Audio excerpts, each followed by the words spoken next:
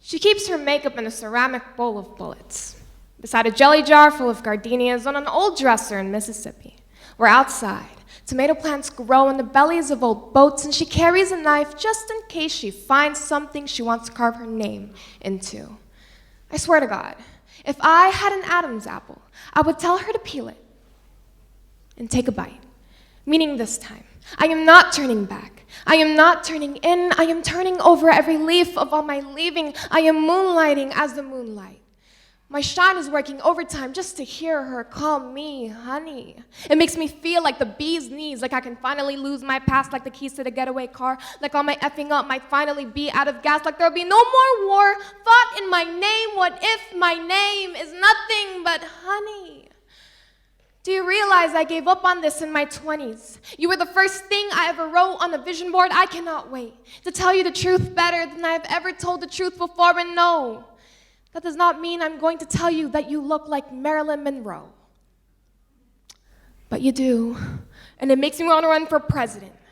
Jesus effing Kennedy, do you have any idea how gorgeous you are when you're tripping? Literally tripping. I've never met anyone more clumsy. You walk into a room and you turn every head when you crash to the floor, and I'm like, that's my girl with the busted lip. And no, she's not embarrassed. That's a sunburn she already had from my moonlight. Now bring me a Shirley Temple. I'm going to trampoline every inch of cement in this town, and she is going to teach me how to bounce back, mixing her Southern polite with her New Orleans fuck off, honey. I want to hear every story about your whole life. Tell me again about your ghetto blast or birthday cake. Tell me again how you were master pumpkin carver. Tell me again how you've never ever been to therapy. Why does that turn me on? You have a friend who tattooed the words "you wish" on her ring finger. I have a friend who pulled out her tampon on the streets of Manhattan and threw it at a misogynist cop. We are perfect for each other. Come drink like a fish in my desert city. I want to be the ferry in your Irish pub. I want to be your pretty boy. I want you to tell all your friends you're out of my league so I can slap you a high five when I'm sliding into home.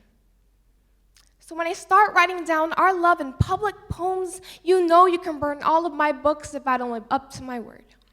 If ever you have any doubt that I'm going to live up to the altitude of your highest hopes, remember it was for you that I overcame my fear of flying. For you that I learned the ropes of rescue remedy. Do not under any circumstances rip off the top of the bottle and start chugging it like booze. You'll freak out everyone on the plane and you don't need enemies. At 30,000 feet, trust me, honey, you just need to know this is the first time I've ever done this without looking for an exit row.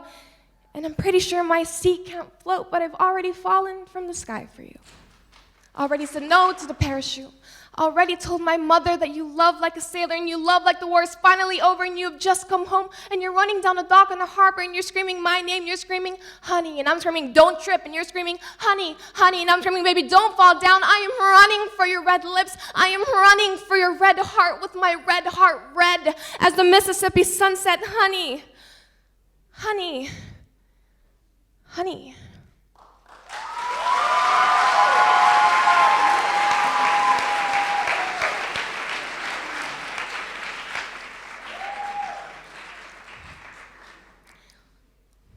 And this is my response. He walks, head down, shoulders softly slumped, gracefully maneuvering around a crowd like a gazelle in a field of rhinos. He walks, with a glint of forever promised in his shy eyes towards me. Honey, it's Thursday night.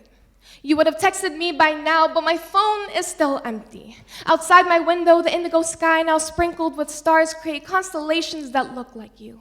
The moon whispers old memories you've forgotten, and crickets chirp our secrets we buried months ago.